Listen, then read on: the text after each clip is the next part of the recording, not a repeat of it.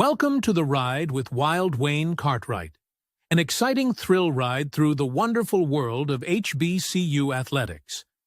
Before our trip begins, let's set a few ground rules. First, subscribe to this YouTube channel. Second, hit the like button. Third, please be sure to tell someone else about this show. Now that we've got these things out of the way, it's time for our journey to begin. Sit back, relax, and enjoy your ride.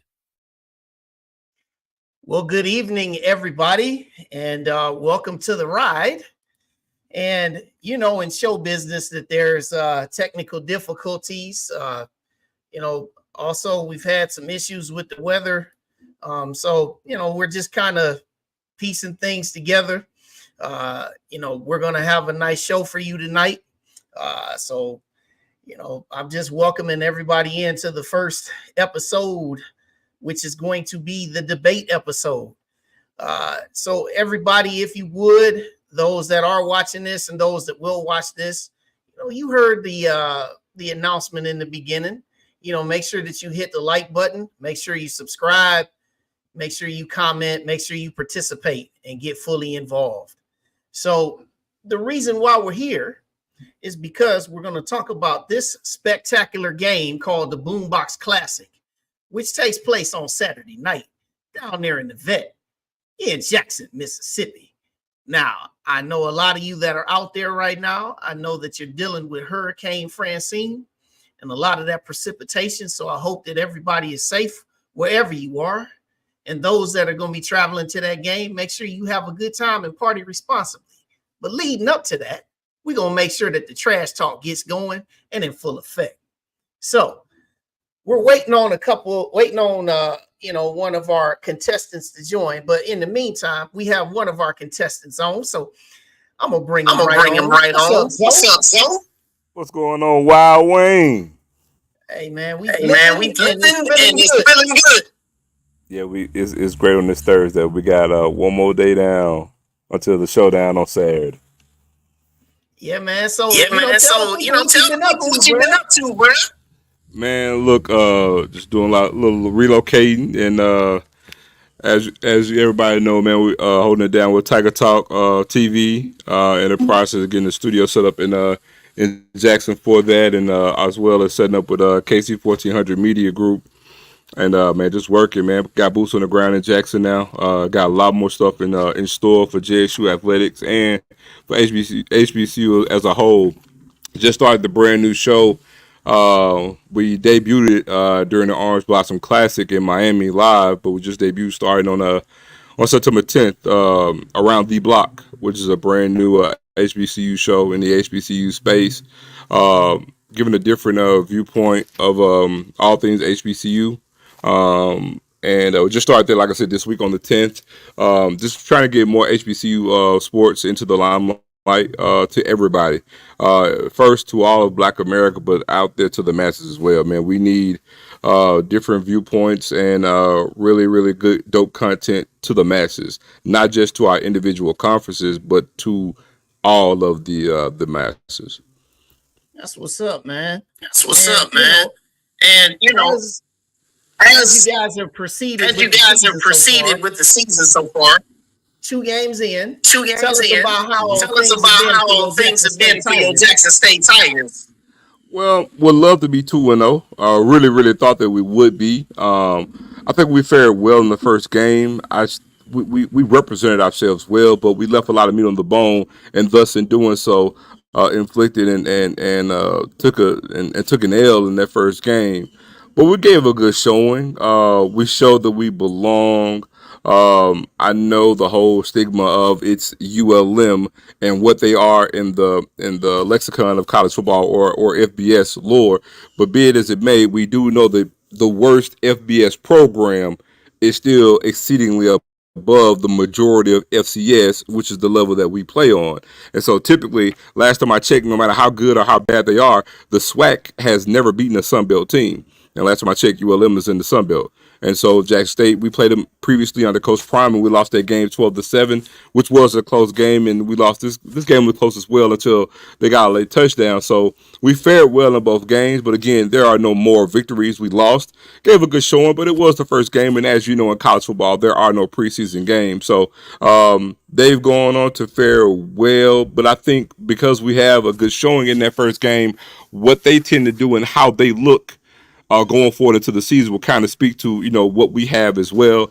Now you juxtapose that with going to Lane last week. Well, yeah, it is a Division II opponent in the SIAC, but again, we did and we looked the part that we should have looked playing that particular foe. So it's a great juxtaposition between the two opponents, going from a FBS opponents and then going down to a Division II. And so it's good that we sit in the middle between those, but the difference is we didn't look lowly against ULM like most people would think that we did. And we did look the part as we should have against Lane. And so now as we get ready to go into this game in the Boombox Classic in Southern, which is up here, knowing that we're on the 4-game winning streak, now we can see how we really fit in the middle. So if we have a good showing against them, I guess it's safe to say we're pretty much on par for having a good season, as opposed to just beat up on a lower Division II team and and beating a weaker opponent. Yeah, I definitely feel that. Yeah. And so, there we go. So I just hit the mute because they said that there was some echo. Okay, so we're good. I'm gonna unmute you when you talk. So here we go. We got it. So my next thing here, man, I understand that TC Taylor, he's basically been had to inherit the shadow of Coach Prime. So what would you say that he's been doing well to pretty much establish his own niche, man? See, I don't really look at it like him being in Coach Prime's shadow. I don't see it that way at all. And actually being around the program, I can tell you that it's not that. I think if it was any other coach, then I think that statement would be true. But being that it's TC Taylor in particular, he's a favorite son of Jackson State. He's a player from Jackson State. And he's full versed into the program and the culture, as well as he was on Coach Prime's staff. So Coach Prime's greatest asset wasn't so much winning, it was the change in the day-to-day operations and the day-to-day culture, which he implemented. Well, TC Taylor was a part of that. And so Coach Prime leaving, he set a precedent, and TC Taylor's keeping that thing in motion. So this new way of how we do day-to-day with all things Jackson State, TC Taylor has maintained that. And we can actually show that with the way that we've, for example, been recruiting. And we've been recruiting at a feverish pitch because since Coach Prime has left, we've had the best HBC recruiting class, as well as I look at what we're doing currently as we speak. We have 12 commitments right now on an FCS level. That's unheard of, not just for an HBCU program, but an FCS program. To have 12 commitments and the majority of those commitments coming from the high school rankings, that's and I'm a recruiting guy. That's not the norm for schools on our level. Like even right now, if you were to take, I could even use a North Dakota State right now. They may have 3 or 4, and I don't follow them, but I can assure you they may have 3 or 4 commitments right now for their upcoming class in December. That's why I'm telling you, it's a rarity, not just for them, just on the FCS level. And so the fact that we have 12, that's outstanding. And again, it's an anomaly. And I'm not saying it to be braggadocious. I'm just pointing out the differences in how they operate, And so Coach Prime being here helped with that. And that's why I'm highlighting that TC Taylor is maintaining that. But I don't really see that as being under a shadow because it is TC Taylor. Yeah, and I understand that. Yeah, and I totally understand that. So just so everybody knows, thank y'all for joining us. The opponent is on his way. He is close. He just texted me. He is on his way. Traffic and weather in this time of year and this day, it comes into play. So Southern is not ducking. They're not ducking the competition here. Just want to let everybody know that he is on his way. But as we go through, Jackson State, this is your time to occupy the masses. Now, one thing I want to ask you right now here, Zoe. You guys will pick preseason number 2 in the SWAC East. All right. And, a team that is a rival of mine, Their name will get said in a few weeks. Y'all haven't earned that name yet here on the ride. They were picked ahead of you guys. So what do you say about the preseason poll? And also, if you want to talk about that team that I won't say, you can say what you want to say at this time. It's your. It's no secret, man. I thought logically, I'm not even speaking as a Jack State fan, just as a football fan. I thought the picking of them, actually, we were picked third, and they were picked to win. I thought it was ludicrous for obvious reasons. I trust me. I hear the chatter, but the chatter doesn't make sense. And I would tell anybody, it's like, oh, well, they had a great defense last year. They just need a quarterback. That would ring true if you have the same exact team as constructed from last year to this year. That wasn't the case. I mean, they lost again. Alabama State. I was befuddled by it. I mean, they lose their top 4 defensive players, their top 3 tacklers, and I'm like, so how do you assume that your defense is going to stay the same as it was? And then you say, oh, we just need to add a quarterback, and we add Andrew Body. Oh, we're going to win now. I'm like, well, what has Andrew Body done? And we'll say, oh, well, he's a great talent. I'm like, he's okay, but what has he done? Then we'll say, oh, it's the team. I'm like, well, if it's the team, well, last time I checked, do you know who led the league in rushing the past 2 years? It was Texas Southern. That's Andrew Body's team. So he wasn't on an empty cupboard. And I'm like, what did he do passing? Because, again, I checked his resume. He only had 9 wins in his career. 4 of those wins were against team 500 or better. 2 of those teams were against defenses that were in the top 3 in the conference. So what that tells me is he has a lot of empty calories. You look at his stats, the majority of his stats came against, he was playing for Texas Southern, the worst defenses in the division. I'm sorry, go look at the defenses. Southern didn't have a good defense. Grambling didn't have a good defense. Pine Bluff, they played Valley. But when he played good defenses, he lost. So taking that information in, how you get to that point and say, well, they're going to win with a guy who's never won, and they're losing their 4 top defenders on defense. That's not good math for a recipe for success.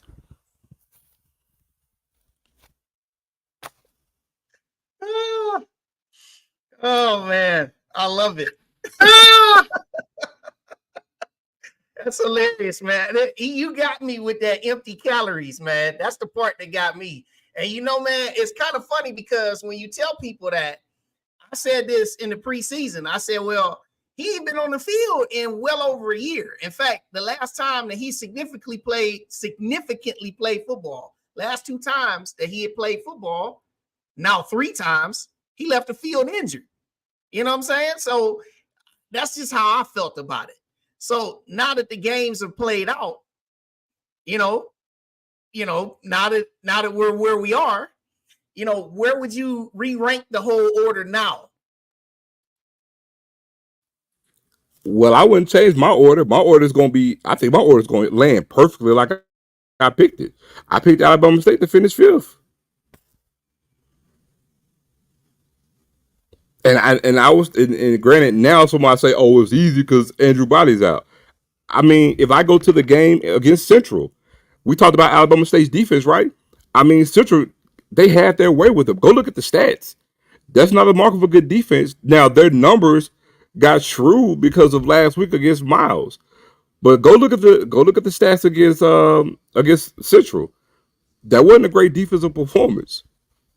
And so again, that's why. But again, that's not hating. That's not me being a Jackson State fan. That's just looking at the logistics of it. Seriously, you have a quarterback that's barely won. You know what I'm saying? That has put up decent numbers against horrible defenses, and you lose your top 4 defenders. If you take Alabama State name away from it, I'm serious, and just pick any other team, if they fall under that same category, and I can use Valley for an example, and let's say Valley lost their 4 best defenders, and they didn't have a great record, but it's the same thing. You would not sit there and say that the next team, you would project them to win the conference, because again, they weren't just picked to win the division, they were picked to win the conference. And I was just like, that's ludicrous to me. Yeah, absolutely. Look at this. Looking at the comments. We gave up 270 against Central. We averaged, yeah. The numbers don't lie. We know what it is. Yeah, man. Yeah. You know, man, it's kind of funny. You know, your opponent, he just texted me. He said that the app is crashing out on him. I'm like, come on, man. We gotta get the opponent on. But anyway, let's go forward, man. Let's talk about Saturday night. I know you guys are going to debate and everything, but let's talk about Saturday night. What kind of atmosphere do you expect? Man, I expect, if I had to take a guess, being that we're both 1-1, I would probably hover. I'm hoping that we do a good solid about 45,000. If we exceed 45,000, then it's going to be crazy. But if we get just a solid 40 in the vet for this game, I'll tell anybody, I take this game over any other game on anybody's schedule. Man, JSU and SU in the vet, but even more specifically, the vet at night. And the vet at night is magical. You talk about the vet at night. There's nothing like it. There's not another stadium I would ever even want to be at. Seriously, anybody who's ever gone to the vet, if you've only gone to a day game, you haven't done yourself justice. To actually go to that game in that environment, you're talking about the two. You know, look, I'll say this. I tell anybody, to me, the best, just from vitriol from a home base, I think the best road trip in the conference is Alabama State. I'm on record saying that. And I can flip flop between that and Bragg, but Bragg is just a different type of energy. But man, the vet, you're talking about the two most rabid fan bases, the two biggest fan bases in HBCU ball. For all intents and purposes, I'm not going to get into the semantics of saying who has the better band, but just from a social media presence, when you talk about band lore and band fans, there aren't any two bigger fan bases for the bands than the Boom, Sonic Boom and the Human Jukebox. And there's real vitriol there. There's books written about the rivalry, just the band rivalry alone. So you have the arrogance between the fans, you have the bands, and then you have the football lore and all the stuff that's going on in between the teams. And there's real hate there. And then also what adds to it, Wayne, is that Jackson State and Southern are mirror images of each other. And so the whole thing actually really originated because back in the day, it kind of mirrored the Ole Miss LSU rivalry back when they were both really, really dominant at the same time. Because we always play Southern and Jackson on odd years around the time whenever the fair would get here. We would always play them in Jackson around mid October, and weather's getting ready to change. And you're talking about, man, again, capital city in neighboring states, very, very similar in size. It's a lot of similarities between the two. And so you add that, close proximity, because they're literally 2 hours and 15 minutes from each other. And and again, it just went crazy. So not to be long winded, but we had a 4-year winning streak in the conference. We had won 28 straight games, and so we had beat Southern like the previous 5 years. And so they were kind of bad at this particular time, and they actually snapped our 28-game conference winning streak. We hadn't lost a game in 4 years, and they snapped it on homecoming because we had the nerve to schedule them for homecoming, right? They beat us 21-7, and they snapped it, and we were pissed. So the next year, we went down to Mumford, 1990, and man, we put 42 points on them at the half. Ended up beating them like 52-10, and it's been unhinged ever since.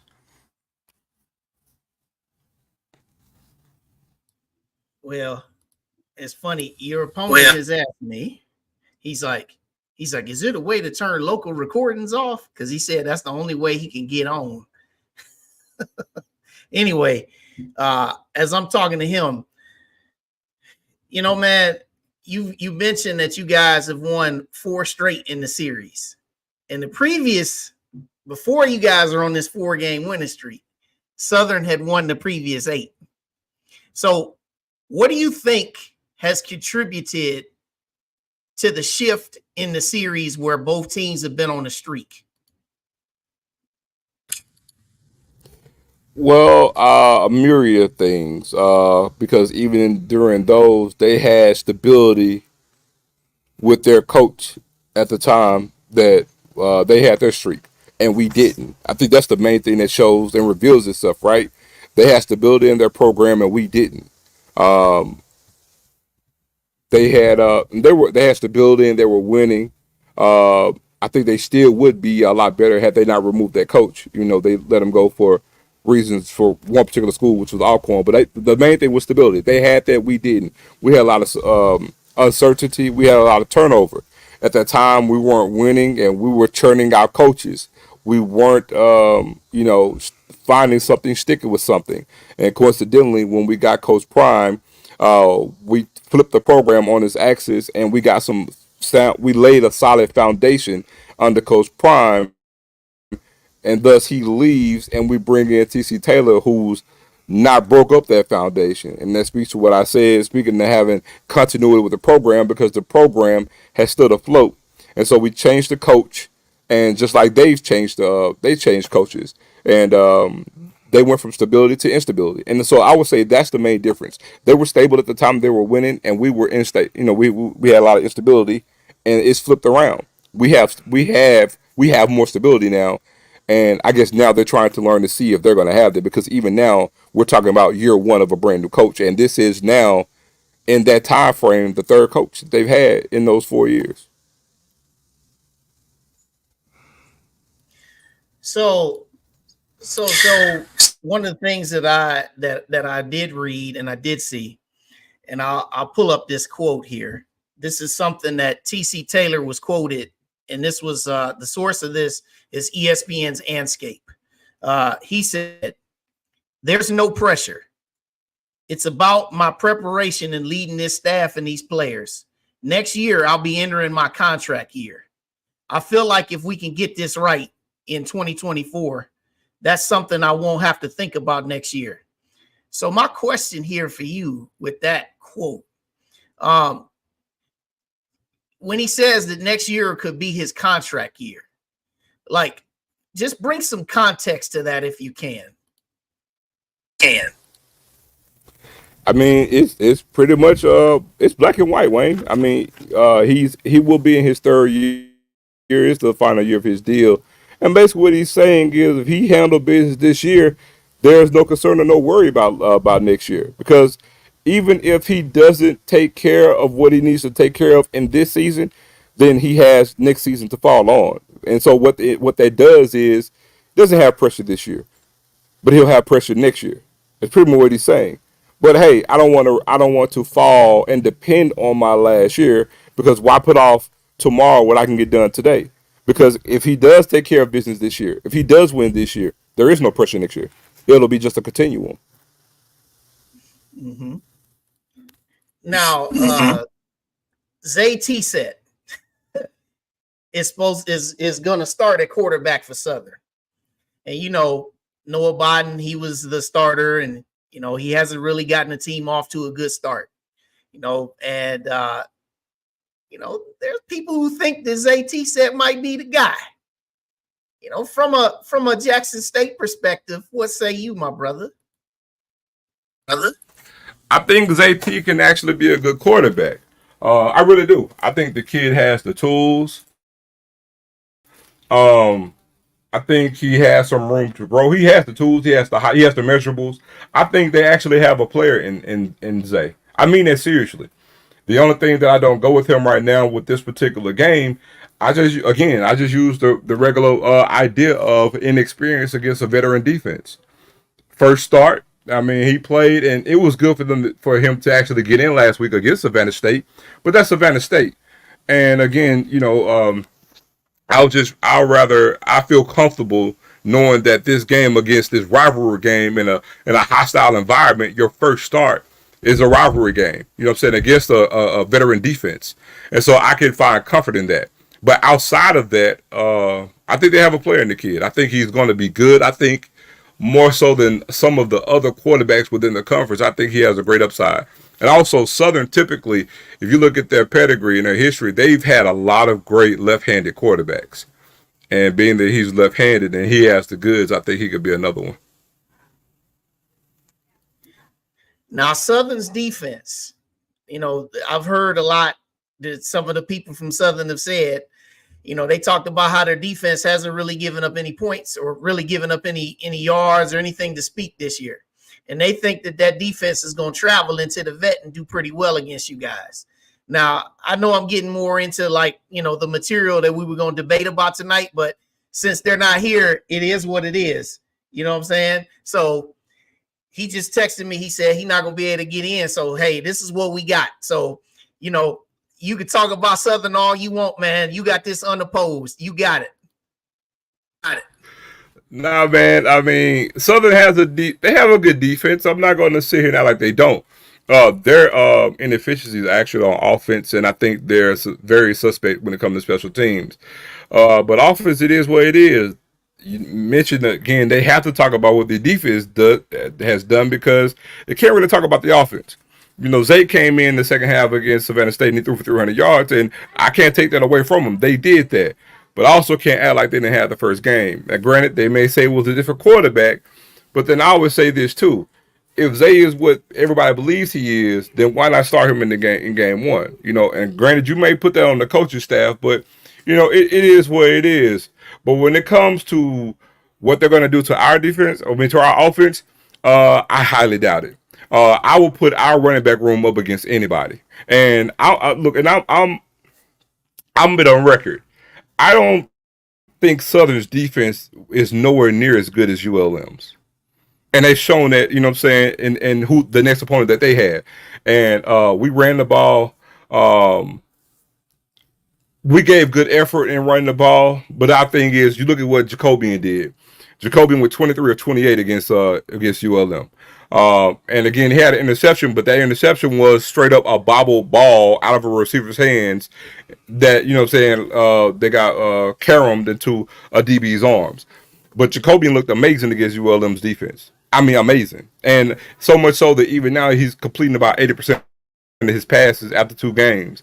So I feel very confident knowing what we can actually do. We have the talent. And I also look at that too, from a talent standpoint. Football is a game of attrition. I've gone on record to say that. I will put our roster up against theirs any day of the week. Again, they're already at Zay. They don't believe in Noah Biden. Let's just go ahead and put that out there. Even if they decide to put him into the game. Well, if Zay happens to get any type of injury or setback in this game and you got to depend on Noah Biden, they don't even believe that they'll win that game. Jackson State doesn't have that same issue. And that's not me talking noise. That's just fact. They don't believe in him. I don't even think that the team believes in Noah Biden. They're going to have to prove me wrong. But if Jacoby and Morgan can actually go, we have 2 capable backups. You saw what one did last week. Now, granted, they may say, oh, that's just against Lane. I mean, well, I could turn around and say, well, Zay only look good against Savannah State. I mean, so it's a wash in that comment. Then when we talk about running backs, let's not even go there. Okay, if you got 2, we got 8. I mean, we have arguably the best running back in the conference. He hadn't even touched the field, and he's going to play Saturday. You see what I'm saying? We're putting up a good fight against ULM with backups, not even the second string, because J.D. Martin hadn't played. So again, we talk about what they're going to do on defense. Their defense, I would venture to say, hasn't met an offense. So we'll see what they're about Saturday.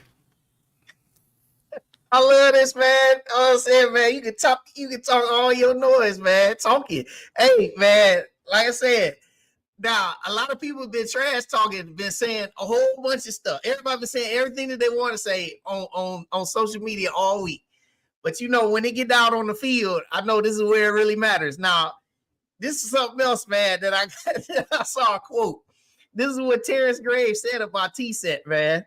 I want you to respond to this too. Okay. He said, anytime you get game experience, each time for a competitor, it's going to get better. Going from high school to college, the speed of the game is faster. The game is going to slow down for him.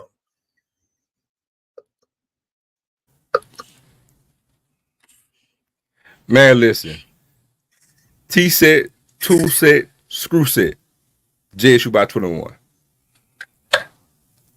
That's it. That's That's it. And look, they can clip it now, man. We will beat them. We will beat them by a minimum of 21. We're gonna swag Southern.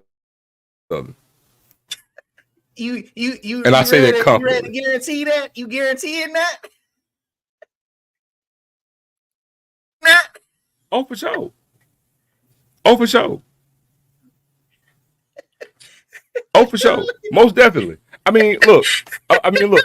Look. If you wanna sit here and bank on, if you think, look, they haven't faced the defense like he's gonna face against ours. And if you're thinking that he's gonna come in there throw for 300 yards, man, I got beachfront property in Idaho for you.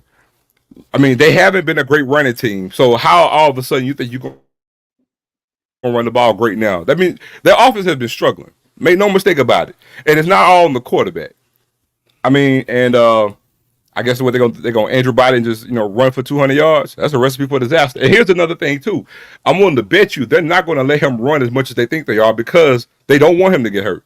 Because again, they don't want Noah Biden going in there. So again, everything they want to do plays into what we do. They don't have the depth that we have because they haven't recruited to the level that we've recruited to. And again, for all the Southern fans that want to talk, man, you said the same thing last year, you lost. Said the same thing the year before that, you lost. Said the same thing the year before that, you lost. Said the same thing the game before that, you lost. Just saying.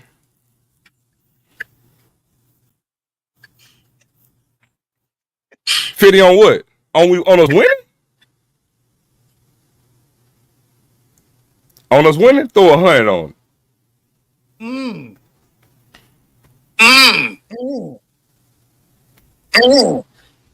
They said throw 100 on it, man. Hey, Nick Eden, what you got? He challenging you to 100. Man, I'm still, man. Let me pull this back up, man. It's funny. He said cassette tape, VHS tape. Oh, Nick said on a minimum of 21. Okay, respond to that there. Do 100, you got me.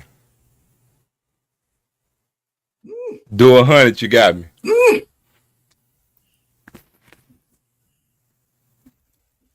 Yeah, hey Nick, hey, look, said tell Nick to donate to the Boom. Look, oh, he said bet. Okay.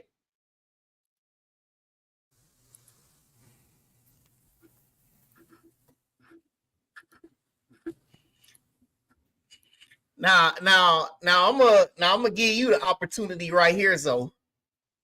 As you know, because it looks like we're gonna do this on the polls tonight. And again, apologize for those that tuned in that expected to see a full-fledged debate.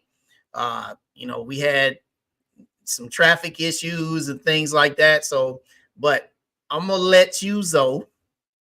You've already guaranteed the point spread, but I'm gonna give you this chance to name names of Southern fans if you want. I'm gonna give you these last little bit to say all the noise that you want to say. The floor is yours, my brother. Man, listen. I got J Max, we got Al. Man, I got family at Southern too. And yeah, man, saying they looking at some of our linemen saying they can't move their feet. I mean, I'm really trying to get to understand the rationale of how they pick some of these scores for Southern to get. And I'm like, man, your offense is anemic, and y'all know it. But I mean, it's a beautiful thing, man. At the end of the day, like I said, we're gonna win by 21. If I had to pick a score, man, I'm literally thinking like 34-13. Seriously, I really want to get half 100 on them, just to sit them back down 55 with their feelings hurt. But it ain't gonna be some good feelings for them. And so I can go ahead and tell you, literally, when 4-0s hit the scoreboard Saturday night, all you gonna hear is, well, it's a non-conference game, and I'm just gonna say that ain't number silver lining, because that's all you gonna hear. All you're gonna hear is it's a non-conference game. Man. All that we're gonna retort is silver lining. But we'll be 2-1 on our way. Get ready to head it down to Gremlin on the next week. Man, look, this we're not a good matchup for them. But yeah, we're gonna beat the little beige brigade is what I call them. We're gonna send them back to red stick with their feelings hurt. Oh man, I love it, man. I love it. And speaking about next week, just for everybody that's watching, we are gonna have one of these next week because JSU is going to play Grambling, and we are gonna have one of these next. I promise you, next week we're gonna have a real debate. So brother, I appreciate you. I appreciate you for doing this. I appreciate you for coming on here, being as transparent as you always are, and all that good stuff. And we're gonna catch up, man. We're gonna do that. But before I let you go, I can't let you get out of here without saying what you think about my team. Well, look, I let the world know. Man, no dog, they're going to wear out FAMU in 2 weeks. I let the world know this. But look, seriously, man, I picked Alabama A&M. I actually wish I had the graphic, but I'm going to text it to you so you can actually pull it up. I picked Alabama A&M to finish third. I did. And I was early on it. I called it. I saw it. And again, this is not just some pulling something out of a hat. This is actual logic. We put weight into context and forecasting for the next year. Again, they lost some games, but get into how and why they lost some games. Alabama A&M actually did recruit pretty good. And again, Maynard is a good coach. And he has a good OC. But again, they just need other pieces. But the SWAC as a whole was suffering from quarterback play. And for the past few years, whoever had the best quarterback typically has won the conference. And again, Alabama A&M looks like they found something at quarterback that they like. They're going to run the ball. England, they had a good rushing offense last year, and the defense was middle of the pack. You don't have to have the best defense to win the conference, but you need, you need to play good defense. You need to be on the upper end, anywhere from 5 on up, and you can play some sound defense. And again, the one thing that's hurt A&M from a numbers perspective is because they play Auburn. But you can take that as an outlier and then go into the next game. And look what they did the next game. Look at what they got coming up. And actually, it was smart scheduling because the game they got coming up next, before they play FAMU, it's going to be a damn good tune-up for FAMU, knowing that FAMU got to bye before they play A&M. And I'm telling you, FAMU is not good against the run. England is going to be down their throat. No diddy. But I'm telling you, A&M, I told you, A&M for the upset, down and brag. They ain't gonna be bragging when the clock strikes 0. I got 21-17. The dogs shaking the shit out of some snakes. Hey man, I love it, man. I love it. So, Zoe, man, I appreciate the hell out of you, man, for coming up here and doing this. We definitely gonna talk some more, my brother. So I'm gonna go ahead and let you go because I know the weather is bad down there. So appreciate you, my boy. All right, man. Y'all take it easy, man. All right. That's Zoe, y'all. Hey, so like I said, man, shout out to everybody that joined me tonight. So like I said, last minute, we had to make a bit of a shift. BJ, he texted, he said he was stuck in Atlanta traffic. We looked to backfill him with Perry White, and he was having issues with the app. So, you got a good feeling of Zoe tonight. So one of the things that I want to finish on, just to let everybody know, the ride is, as I said, it is a wonderful ride through the world of HBCU sports. Not only will you hear things about the SWAC, you will also hear things from the MEAC. You'll hear stuff from CIAA, SIAC, all the above. So we're going to have on various guests over the weeks. And also next Thursday, we will have a real debate, believe me. And the debate will take place with Jackson State going down to play Grambling. We also got some other ones in the mix, in the coming weeks, and also there's various shows. So before I get out of here, I want to make sure that everybody remembers to hit that subscribe button. Make sure that you tell people about this show, because this is a platform that people can come get some good knowledge. I'm gonna bring some real great guests on, and also it's a place where people can come on and you can talk your stuff. You might get called on in the comments. you might get the link dropped on you for you to come on and talk. Here's a good question. So who's coming on from Graham? So we working on that. I can tell you who's coming on from Jackson State, though. Y'all know her. She loves thee, Tamona Stapleton. She's going to be the representative for Jackson State. She just might have somebody else to come on with her, but that's what we're going to get. So, ladies and gentlemen, I appreciate y'all for tuning in tonight, and stick with your boy because we got big things coming. This the ride. Peace.